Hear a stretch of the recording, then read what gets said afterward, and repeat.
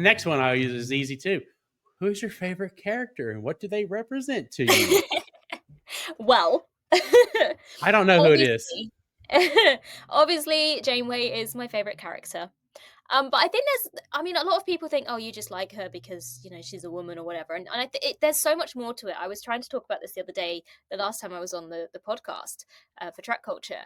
Um, there's just my favorite characters in most TV shows tend to fit into the same category. And it's generally um, female characters, but usually kind of like the middle-aged female characters. I think a lot of people assume that young female viewers will relate to the young female characters, and I've always been more drawn to the kind of the older female characters, but I'm also usually drawn to the ones who are perhaps perceived to be a little bit cold, maybe a little bit standoffish, who have these vulnerabilities, but they kind of hide them.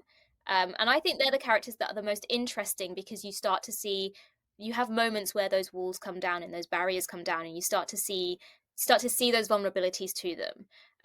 And Janeway is a character who is constantly burdened with this battle between being the captain and being in charge and being so strong all the time, but also being a woman, and how that is different to being a male captain because of the pressures that are put on her, because of the expectations that are put on her, but also she's in a completely unprecedented situation which would be hard for a male captain as well as a female captain, but because she is a woman there are expectations that are on her that wouldn't necessarily be on a male captain.